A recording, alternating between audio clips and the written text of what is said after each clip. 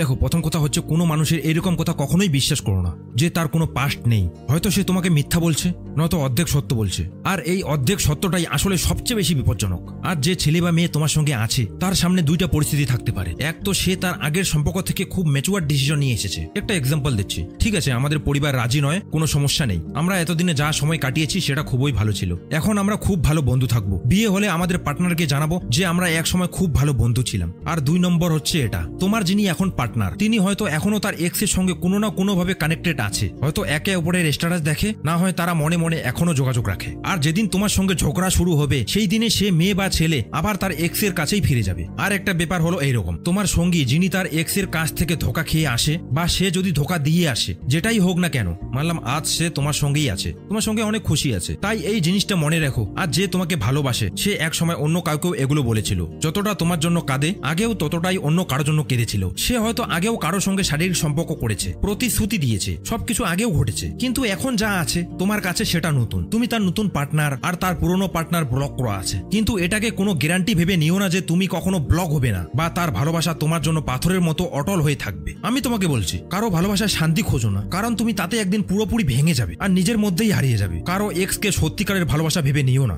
ওগুলো তোমাকে এমন অবস্থায় রাখবে যেখান থেকে তুমি না উপরে উঠতে পারবে না নিচে নামতে পারবে। ওদের এই খালি ভাষা তোমার চিন্তাগুলোকে এক বিশাল নদীতে ভাসিয়ে নিয়ে যাবে। তুমি টিকতে চাও কিন্তু শেষ পর্যন্ত ডুবে যাবে। তখন তুমি সারাদিন চুপচাপ একটা ঘরের কোণে বসে থাকবে, চোখে জল থাকবে না কিন্তু বুকের ভিতরে কান্নায় ভরে যাবে। তাই কেউ তোমাকে যতই জোর করুক, যতই তোমাকে ভালোবাসা দেখা, কোনো রিলেশনশিপে যেও না। চলো কিছু তোমাকে টিপস দেই। ভালোবাসা একটা সুন্দর অনুভূতি, কিন্তু সবসময় তার সুখ দেয় না। অনেক সময় এই ভালোবাসাই আমাদের কষ্টের কারণ হয়ে দাঁড়ায়। মানুষ বদলে যায় কিন্তু তার স্মৃতিগুলো বদলায় না। তাই কাউকে নিজের জীবন বানানোর আগে বুঝে নাও সে তার অতীতকে সত্যিই পিছনে ফেলে এসেছে। তো আজ যে মানুষ তোমার সঙ্গে আছে সে এক সময় অন্য কারোর সঙ্গে একইভাবে হাসতো, কাঁদতো, লড়তো, স্বপ্ন দেখতো। হয়তো আজ সে বলছে তুমি আমার সবকিছু, কিন্তু একদিন এই একই কথা সে অন্য কাউকেও বলেছিল। ভালোবাসা মানে কারো অতীতকে মুছে ফেলা নয়, বরং তা মেনে নেওয়া। কিন্তু ভুলে যেও না, কেউ যদি অতীতের ছায়া নিয়ে বেঁচে থাকে সে কখনোই বর্তমানকে পুরোপুরি ভালোবাসতে পারে না। তাই কারো হাসি দেখে প্রেমে পড়ে যেও না। মানুষ কখনো কখনো এমন অভিনয় করে যা সত্যের থেকেও বেশি সত্যি মনে হয়। জীবনের সবকিছু হারানোর পর একা বসে যদি নিজেকে প্রশ্ন করতে হয় আমি এত কষ্টে কেন, তুমি সেই মায়ায় পড়েছিলে, ভালোবাসায় নয়। সত্যিকারের ভালোবাসা মানুষকে শান্তি দেয়, কিন্তু ভুল ভালোবাসা তোমাকে ধ্বংস করে দেয় ধীরে ধীরে ভেতর থেকে। তাই মনে রেখো, প্রেমে পড়ার আগে নিজের প্রতি ভালোবাসা শেখো। নিজেকে ভালোবাসতে না পারলে অন্যের ভালোবাসা তোমাকে কখনোই শান্তি দিতে পারবে। এখনো যদি বুঝতে না পারো, রিলটা সেভ করে রাখো আর বারবার শোনো।